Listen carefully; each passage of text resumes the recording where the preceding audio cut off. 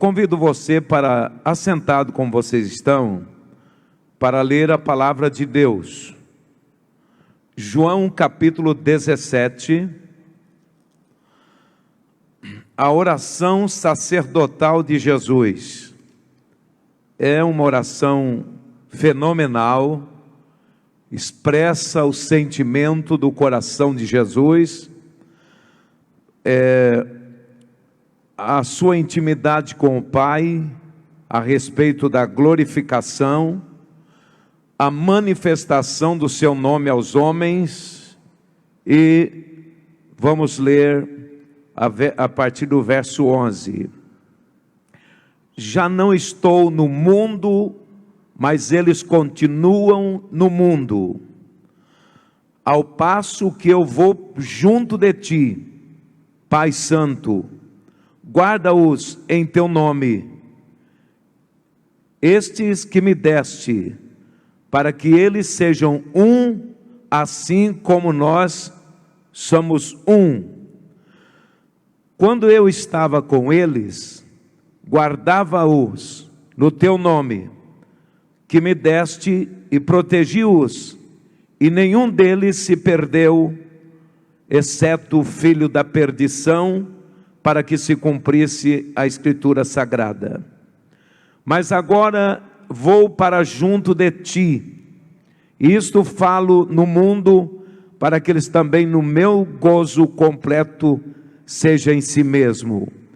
Eu lhes tenho dado a tua palavra, e o mundo os odiou, porque eles não são do mundo, como também eu não sou. Não peço que os tire do mundo, e sim que os guardas do mal. Eles não são do mundo, como também eu não sou. Santifica-o na verdade, a tua palavra é a verdade. Assim como tu me enviaste ao mundo, também eu os enviei ao mundo, e a favor deles eu me santifico a mim mesmo, para que eles também sejam santificados na verdade.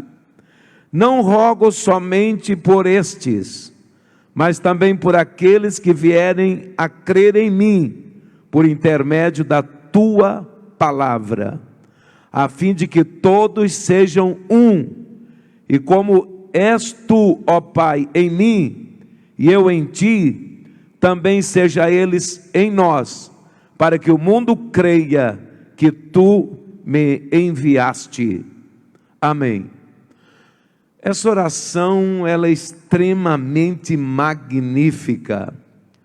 Eu considero uma palavra idêntica ao monte, melhor, a oração do monte, a pregação do monte, a boa-aventurança. É umas expressões maravilhosas. E eu pensando e analisando estas palavras, eu comecei a pensar na igreja. Quando Jesus está dizendo que nós não deveríamos ser retirados do mundo, pois nós somos sal da terra. Vejo com os meus olhos da fé a igreja peregrinando nesse mundo tão terrível, porém ela está como uma noiva ataviada em busca do noivo. A igreja, ela é um povo separado do mundo, mas vive no mundo, e Jesus deixa isso muito claro. Ninguém ama mais a igreja do que Jesus, que se entregou por ela, como diz em Efésios capítulo 5. A igreja, ela é composta de pessoas que são remidos, perdoados, em busca da santificação. Os que são sérios, pensam e desejam isto. Somos enfermos, porque a nossa natureza ela tem uma influência da natureza do homem caído, mas somos sarados, somos curados, porque nós todos os dias somos tocados por aquele que morreu por nós, e Ele toca-nos, e somos animados por Sua palavra. Aí eu estava lendo a palavra de Deus nessa tarde, e pensando, será que existe condições de uma igreja saudável, perante aos olhos de Deus e de Jesus, sendo nós pessoas imperfeitas, frágeis, pecadoras? E aí eu tive fazendo análises, entendendo que se você com os olhos humanos quiser procurar uma igreja perfeita, tu não vai encontrar. Mas em Cristo nós somos perfeitos. Se nós olharmos com o olho clínico, jamais encontraríamos uma igreja saudável. Mas perante os olhos de Cristo e o sangue que Ele derramou para nos remir, somos saudáveis, porque somos pessoas que estão em busca de uma vida santa, de uma vida pura, na presença do Senhor e em busca do céu. Aí eu estive analisando, igreja saudável, ou crente saudável, ou comunidade saudável, é aquela que se cura todos os dias, através da palavra do Senhor. Então a palavra de Deus é remédio para a nossa alma, é remédio para a nossa imperfeição. Já viu aquelas pessoas que não podem ficar sem um medicamento? Ele todos os dias quem tem que tomar, por uma deficiência ou insuficiência física, ele tem que tomar o remédio todos os dias. Assim somos nós, se quisermos mantermos sadio, saudável, nós temos que tomar todos os dias esse medicamento que é a palavra do Senhor. A Bíblia nos cura e nos faz saudável perante Deus e perante o mundo. Então há sim crente saudável, há sim pessoas curadas, porque a palavra de Deus a cura todos os dias. Vamos abrir aqui num texto da Bíblia que é bastante conhecido, mas vamos lá, Jeremias capítulo 15 e o verso 16, diz assim: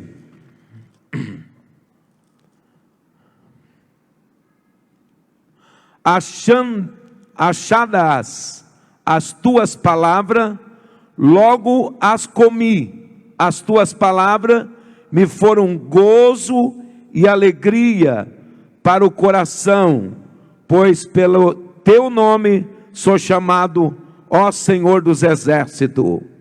Então, meus irmãos, o que sara um crente é quando ele se alimenta da palavra de Deus. E a melhor cura é a cura para a alma. A melhor cura é a cura para o caráter. É a cura para a natureza frágil, caída, tendenciosa. Uma pessoa que se alimenta da palavra, ele se torna forte diante de uma tentação sexual. Ele sabe muito bem se comportar na ausência do pastor, ou na ausência da igreja, ou na ausência da esposa, ou do esposo. Melhor de tudo, é nós entendemos que a palavra de Deus ela é mais eficaz do que o bisturi de um médico, uma espada de 2 gumes, de ponta aguda, que penetra no íntimo da nossa vida, do nosso ser, e aquilo que não consegue ser captado por nenhum processo de raio-x, a palavra de Deus vai lá e limpa, queima, tira, e você cada dia torna-se um cristão melhor. O que nos faz melhor não é estar todo dia aqui na igreja. O que nos faz melhor não é entregar dízimo todos os dias. O que nos faz melhor não é estarmos em atividade religiosa. O que nos faz melhor é a palavra de Deus, que dá um coração novo, tira o coração de pedra e dá um coração regenerado. Amém? Então a igreja saudável é aquela que cura as suas doenças, as suas enfermidades, através da palavra de Deus. Ainda pensei nesse dia, a igreja saudável é aquela que preocupa em obedecer a ordem do Senhor, ou é aquela que tem amor pelas almas perdidas. Não esqueçamos, irmãos, de que somos atalaias. É o que diz lá em Ezequiel capítulo 3. Se eu te mandar você avisar o ímpio, e tu não avisar, e se ele morrer na sua impiedade, e você não o comunicou, não o avisou, eu vou requerer o sangue dele da sua pessoa. É melhor nós lermos Ezequiel capítulo 3, eu estava lendo isso ainda hoje, é extremamente maravilhoso. Diz assim a palavra de Deus, verso 17: Filho do homem, eu te dei por atalaia sobre a casa de Israel, da minha boca ouvirá a palavra e os avisará da minha parte. Isso é para hoje, é para hoje, é para agora. O Senhor nos deu a sua palavra, e a palavra que Ele nos deu é para nós anunciar, pregar, como boas novas de salvação ao descrente, ao ímpio.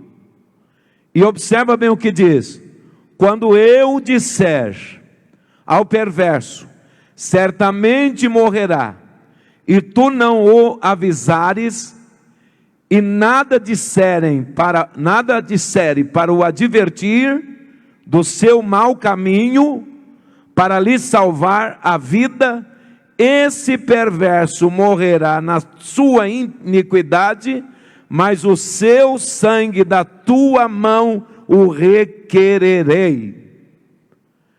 Então, a igreja saudável, ela é composta de pessoas que amam as almas perdidas, e tem prazer de falar de Jesus às pessoas.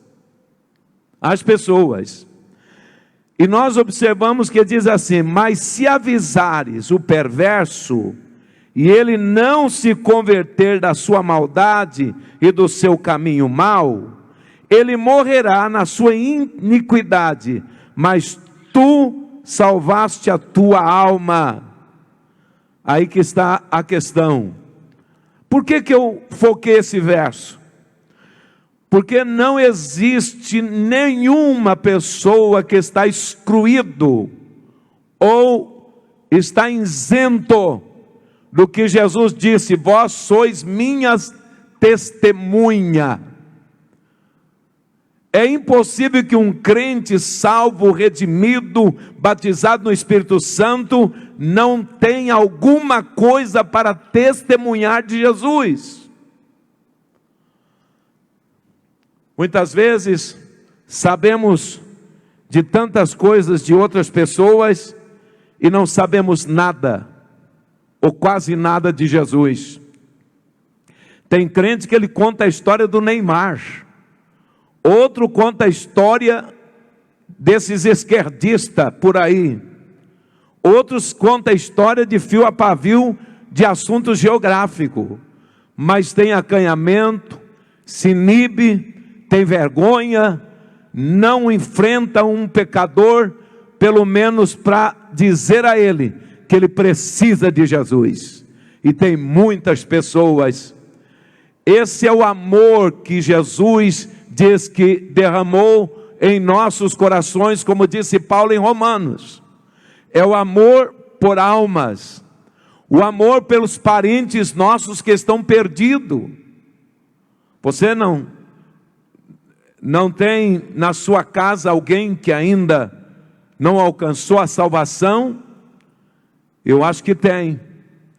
Agora o pior é que tem e você nunca se importou de falar de Jesus para ele. E isso nós estamos vendo que é uma negligência que está no meio do ministério, está no meio da liderança. Ninguém mais sai hoje para fazer um evangelismo. A igreja saudável é aquela cujos membros amam as almas perdidas e anuncia Jesus para esses. Eu quero lembrar uma coisa aqui. O nosso irmão Fabrício tem uma congregação na casa dele. Num conjunto, melhor, num condomínio. E eu tenho visto o esforço que ele faz para fazer as pessoas conhecerem Jesus.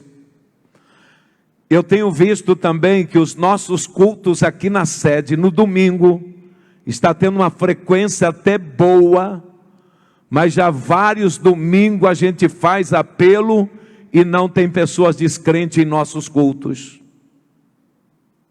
Não tem. É porque nós não estamos esforçando. Não se ganha alma, arranca das garras do diabo e traz para Jesus. A insistência, desde que não seja um negócio assim, importuno, sem amor, sem oração, mas vale a pena, porque muitos dos que estão aqui, eu não tenho essa experiência, porque quando meus pais se converteram eu era criança, mas muitos dos que estão aqui salvos hoje, é porque foram até importunados por alguém falando de Jesus para você, insistindo, você se esquivando, dizendo não vou, eu vou depois eu vou, e acabou no fim você foi vencido por aquela pessoa que ama, por aquela pessoa que pregou para você, que insistiu, e você hoje é crente, só que você não está sendo recíproco, não está fazendo com o outro que é perdido. Se nós tivermos esse cuidado, somos crentes saudáveis, porque o justo, ele quando ganha alma, ele é sábio, diz a palavra de Deus. A igreja, ela é saudável, quando tem nela homens e mulheres, cujos seus defeitos são levados todos os dias, na presença do Senhor, porque o julgamento do Senhor é mais severo do que o julgamento dos homens. Infeliz aquelas pessoas que acham que não tem defeito, que são santos. Uma igreja saudável, ela é de pessoas que têm seus defeitos, porém entende o defeito dos outros por amor de Cristo. Não se isola, não julga que é melhor do que os outros, que é sem defeito, que é mais santo, mais isso, mais aquilo, mas são pessoas que levam os seus defeitos a Cristo Jesus através da oração. A oração, ela é não é um mecanismo, é um aparelho. Ela é uma saída muito importante para nós. O crente que não ora, ele acumula ódio no seu coração.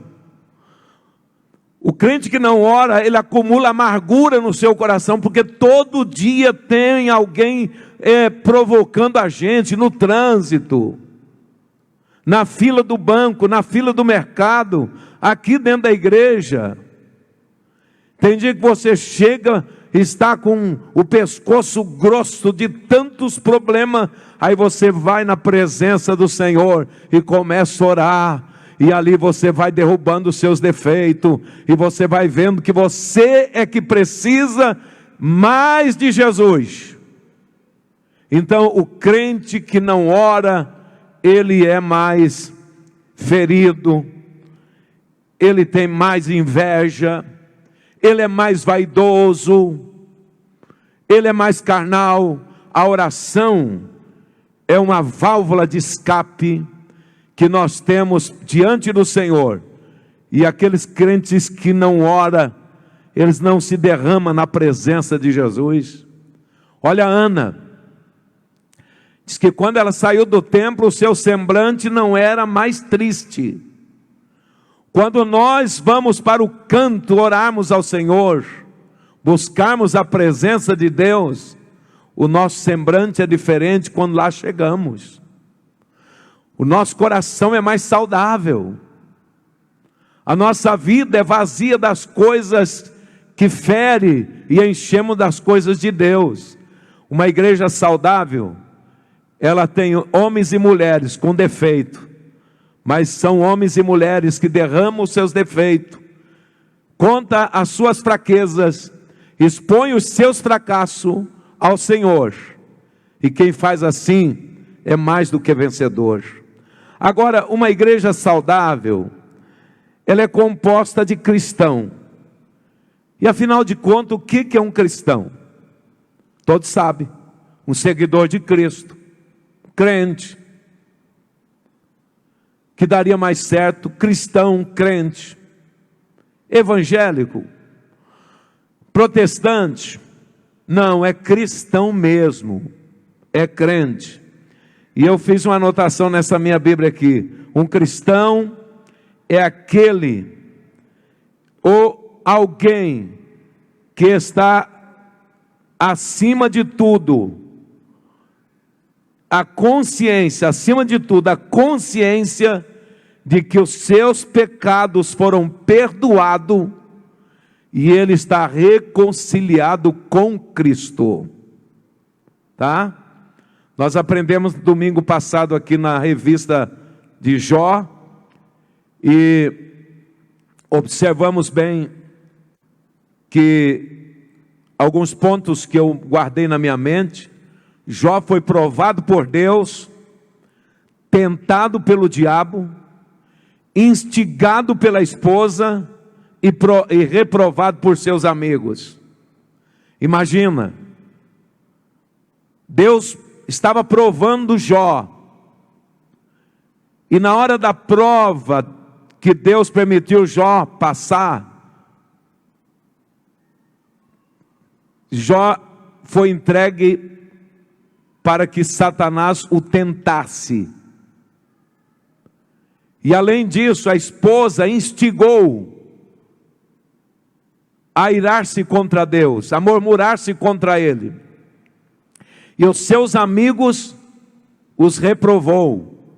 Agora imagina bem, irmão, a situação desse homem. Porém, quem sabe que você está passando por isso. Mas uma coisa que lhe dá uma segurança absoluta de que você é mais do que vencedor, é quando você sabe que os seus pecados estão perdoados e que você está reconciliado com Deus através da pessoa bendita de Jesus. Amém? Tenha isso em sua mente e deixa o diabo jogar pedra. Tenha isso na sua mente. Deixa o diabo querer fazer acusação contra você, porque isso é dele. Mas os seus pecados estão perdoados. Por isso que nós saudamos as pessoas com a paz do Senhor. Não existe paz mais profunda do que quando você sente que os seus pecados estão perdoados. E não existe uma inquietação mais terrível quando um crente conhece a palavra de Deus e se ilude, achando que os seus pecados não estão perdoados. E o diabo tenta, até fazer você crer que realmente não tem perdão para você. Eu me lembro um testemunho pessoal, quando a Tomiko me roubou, eu tive que roubar ela, e o pastor me disciplinou, porque eu fiz isso, na Igreja Batista, viu, jovem? Fui disciplinado, aí eu disse, e agora? E eu voltei, reconciliei, só que aí o inimigo começou a dizer assim, o seu pecado não foi perdoado. E como ele gosta de fazer você ficar com a sua consciência perturbada. Porém, aí eu fui lutar com Deus, fui guerrear com o Senhor. E coloquei diante de Deus uma prova e fui buscar na oração, para ganharmos tempo. O Senhor refrigerou a minha alma e diz, eu te perdoei, e como prova vou te encher do meu Santo Espírito. Eu fui batizado no Espírito Santo e falei em língua estranha. O diabo pode continuar acusando, mas eu tenho convicção de que meus pecados foram perdoados. Amém? Então, cristão é aquele que acima de tudo, não defende simplesmente uma fé filosófica, um conceito bíblico, ou um tema teológico, porque infelizmente tem muitas pessoas que labutam com a Bíblia, interpretam a Bíblia, traduz a Bíblia, vive a serviço da religião, mas os seus pecados não são perdoados, ou são pessoas que não têm aquela convicção de que o Senhor o perdoou. Se alegre, irmão. Eu estou dizendo para ti nessa noite, se alegra porque o Senhor, Ele tem amor suficiente para te perdoar, como o pai fez com o filho pródigo.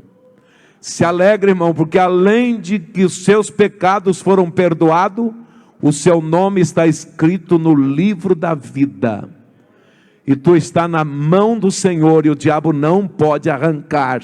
Permaneça firme. Cristão é aquele ou alguém que reconhece que é um desafio tremendo de ter Deus em primeiro lugar e saber que caminha num caminho estreito. Esse é cristão. Para muitos, ser cristão é festa, é show. Não. Ser cristão é alguém que reconhece que é um desafio tremendo de ter Deus na sua vida. Só consegue por causa da ajuda do Espírito Santo.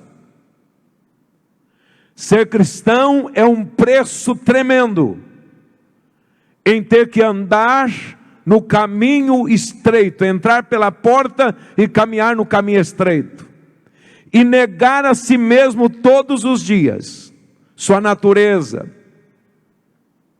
sua vontade pecaminosa, esmurrar, como disse Paulo, sacrificar, ser oferecido em libação todos os dias. Ser cristão é isso. Não é cantar, simplesmente aleluia, e depois ir lá gritar pelo seu time. Não é estar aqui e depois ir lá para o carnaval. Não é estar aqui e estar em lugares de festa, com o mundano, bebendo. Não é estar aqui e estar nessas casas de banho, nu perante os outros. Não. Ser cristão é aquele que paga um preço e reconhece o desafio.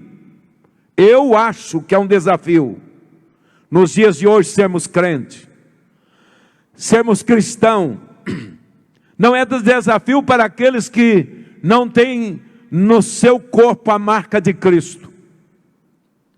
só tem o nome, só o rótulo de cristão, só a camiseta que está escrito que ele é cristão. Mas aquele que nega a si mesmo, diz não ao mundo, diz não ao diabo, e vai caminhando, carregando a cruz todos os dias. Há um tempo atrás eu disse uma frase, e o pastor Miltamar escreveu numa tábua, está lá na minha chácara, na minha casa: a vida de um cristão, a vida é dura. É dura, irmão. Tem hora que a gente come pão de queijo. No meu caso, não posso comer muito. Eu só como uns 20. Brincadeira, só uns 2. Tem hora que a gente se alegra. Pesca. Quem gosta de pescar aqui, levanta a mão. Fica com a mão levantada. Ô Wagner, você gosta de pescar? E quem pega peixe, levanta a mão. Quem pega? Lá atrás tem gente, lá pega peixe. Ó, é pecado, viu? Se não trouxer para o pastor presidente da igreja. Pega, isso, irmã, é assim mesmo. Pega lá e traz. E eu aceito qualquer peixe. Não tem escolha, desde que limpe ele. Uma vez um irmão me deu um peixe, mas ele disse: eu vou judiar do pastor. O pastor judia da gente, eu vou judiar dele. Me pegou, acho que um papa-terra, aquele peixe que você come tem gosto de terra. Mas, irmão, desse tamanho aqui, ó, sem exagero, era muito velho. E a Tomico falou: você limpa. As escamas eram umas rodas terríveis. E eu não sei limpar, não tenho preparo para limpar. Aí eu botei numa mesa de plástico e comecei a limpar aquele trem. Jesus amado, comecei lá no fundo do quintal, já estava na calçada da frente da minha casa. Tinha escama para tudo quanto é lado. E quando eu fui partir um peixe, tinha um toicinho de sebo desse tamanho. Perdi o peixe. Então, vocês que gostam, e de vez em quando eu ganho, até quero agradecer aos irmãos que trazem sempre peixe para mim. E traz limpo. Mas se você não pode limpar, pelo menos tira as coisas de dentro, não tem problema. Mas essa questão aqui que nós estamos falando, negar a Cristo, melhor, negar o mundo, e saber que andamos num caminho estreito, apertado, isso é ser cristão. E observamos que Jesus disse assim: olha, não é fácil, toma a sua cruz, deixa os mortos que enterram os mortos. O Filho do Homem não tem aonde inclinar sua cabeça. Não é aqui o nosso descanso. Diz lá em Miqueias capítulo 2, verso 10. A nossa cidade não é aqui, ela vem do alto. Então ser cristão a vida é dura. Eu disse ao pastor Miltamar: muito obrigado por essa placa, está lá. E essa frase foi um velho pastor que disse. Os filhos, já no final da vida dele, 42 anos de pastorado, perguntou para ele: pai, aonde o senhor aprendeu mais? No púlpito da igreja ou deitado nessa cama há 2 anos? Ele disse: eu aprendi aqui 3 coisas durante toda a minha vida. Primeiramente, que a vida é dura. Viu?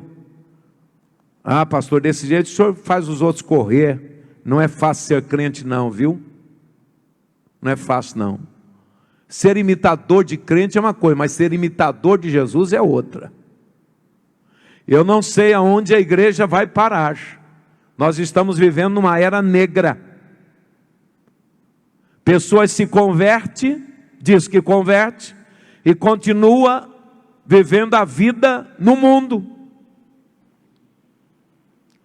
Se converte, continua frequentando os mesmos habitats quando não era crente.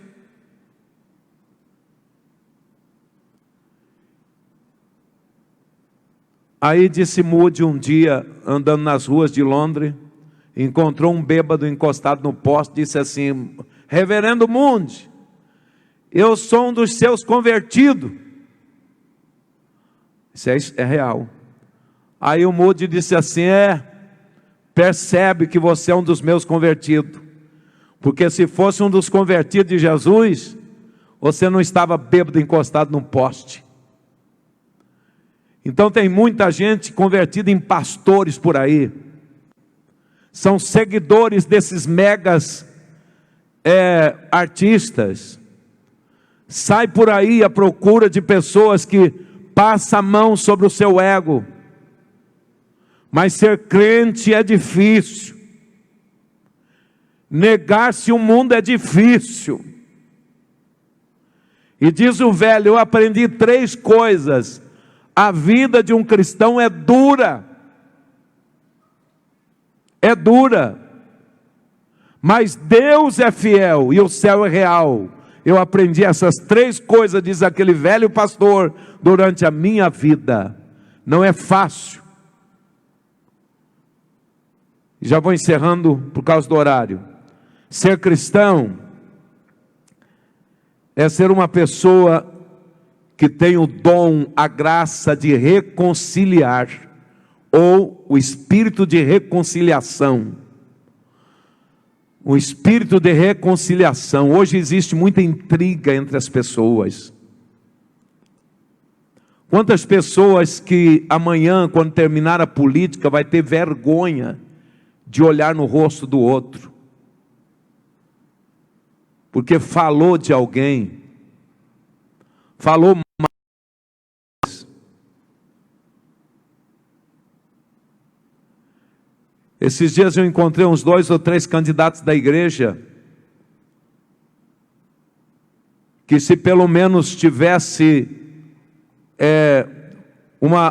um senso de cristão, para tomar uma decisão e ser um candidato, vou procurar o meu líder. É uma coisa séria.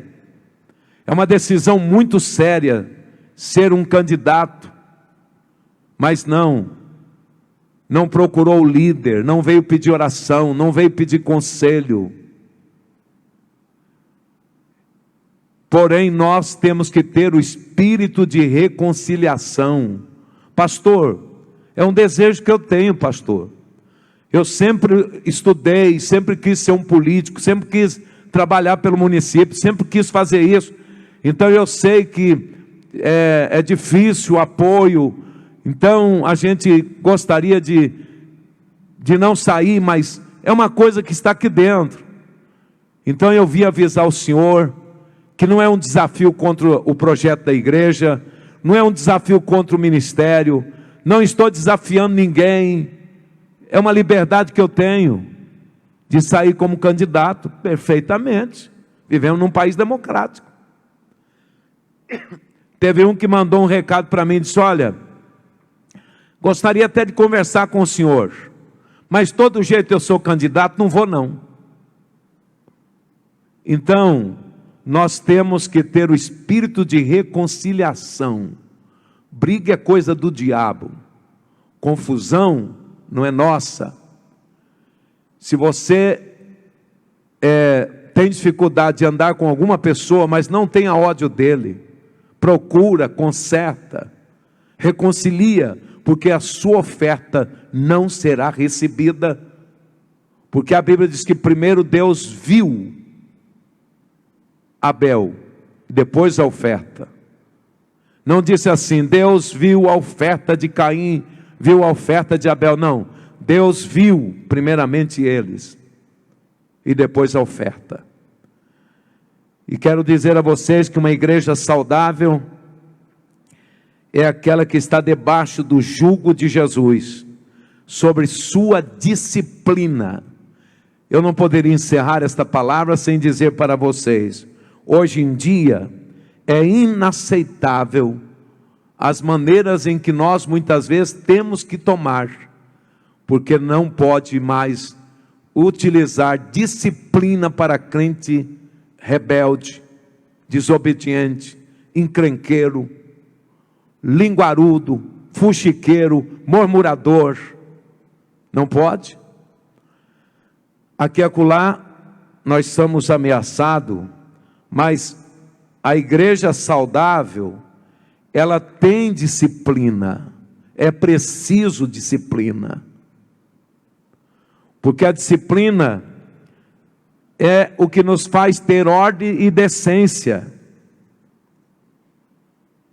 Uma vez não tendo disciplina, não agrada o coração de Deus, porque Deus não é Deus indisciplinado e nem é Deus desordeiro. E muitas vezes há um desafio muito grande, e isso meus colegas, está aqui os obreiros, e os meus colegas de longe ligam para mim. Esses dias um obreiro de longe ligou para mim: pastor, o que eu faço? Fulano fez isso. E ele já disse para mim que se eu discipliná-lo, ele vai me levar na justiça. O que eu faço? Eu pensei, o pau que bate no Chico, bate também no Francisco. O que você sofre por aí, a gente sofre por aqui. A igreja saudável é aquela que tem disciplina. E oxalá que nós nunca precisássemos de disciplinar um homem ou uma mulher, um crente ou uma irmã, um irmão, por ter pecado o pecado de adultério. Mas hoje a pessoa está utilizando esse subterfúgio. Se a minha esposa souber, ela vai me largar de mim, eu tenho filho, como é que eu faço? Não posso sofrer essa disciplina, eu fico sem Santa Ceia, mas ninguém pode saber. E por que fez? Eu pequei, e se meu marido souber, eu tenho certeza que ele vai me matar, e aí como é que faz? E ele mata mesmo, e agora ele já está se convertendo, aí ele não converte mais. Por que faz isso? Esse jeitinho brasileiro que a gente quer trazer para dentro da palavra de Deus, não tem jeito. Uma igreja saudável é aquela que os crentes são disciplinados. Agora, sofrer disciplina é a consequência da desobediência. E a disciplina, ela é corretiva. E o apóstolo Paulo mostra sobre isso dentro das suas cartas. E é saudável, salutar para cada um de nós. Primeiro, porque é para o próprio bem do indivíduo, para que pesa sobre a sua consciência que ele teve que pagar um preço e que não vale a pena. O que está acontecendo? Aí você não dá disciplina para o indivíduo, por causa disso, por causa daquilo outro, você vai ter uma pessoa que será o seu cliente. Amanhã ele te procura de novo, que cometeu o mesmo problema e que não pode sofrer disciplina. Essa é a realidade. Segundo, a disciplina adverte os outros a não cair no mesmo erro. No mesmo erro.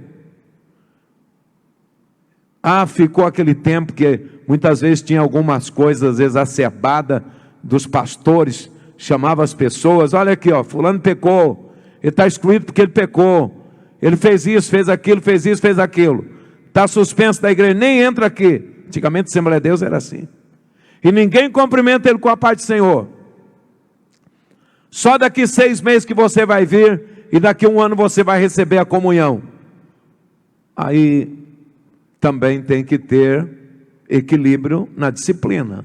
Mas o jeito que nós estamos fazendo também, vai criando pessoas cheias de feridas, cheias de pecado. E por isso que diz a Bíblia, alguns estão dormindo, outros mortos, doentes, como diz a Bíblia Sagrada. Terceiro lugar, a disciplina é saúde para a igreja no todo. Porque se existe pessoas doentes entre nós, porque não foram disciplinados, obstrui o fluir de Deus, do Espírito Santo. Está a prova disso aí, que está lá em Josué. A capa de Acã? Tem prova. Paulo falando, tem gente entre vocês aí que abusou da própria mãe. Então a disciplina, ela é saúde para toda a igreja. E quando há disciplina, e aí vem o testemunho coletivo da igreja, que redunda em bênção para a comunidade. Tira o que existe de pecado entre vós, aquilo que é maldição entre vós, tira a idolatria de entre vós. Era o grito dos profetas para a nação de Israel. E por fim, o caminho, quando é disciplinado, o caminho para o altar fica limpo, e a glória e a santidade do Senhor está sobre os nossos rostos e sobre a sua igreja. Então a disciplina, ela torna-se a igreja saudável. É como você tirar tomate podre da caixa e jogar fora. Mas se vai deixando, vai contaminando toda. Eu me lembro que uma igreja começou a ver um problema de sensualidade. Aí o pastor ficou com medo. Não demorou muito, descobrimos que havia casa para prostituição de casais. E estava havendo até troca de casais naquela congregação. Então, a disciplina, já que a gente está tolhido, eu estava estudando isso hoje, e o Senhor disse para mim, se porventura tem trave, e pessoas não querem sofrer a cura, a disciplina, pode deixar que eu julgo essas pessoas, eu trato com essas pessoas. Isso é muito sério. Porque os olhos do Senhor conhecem mais do que qualquer um dos nossos olhos. Curve a sua cabeça e façamos de tudo para que a igreja seja saudável. Querido Deus, graças te damos, porque o Senhor tem falado conosco através da tua palavra.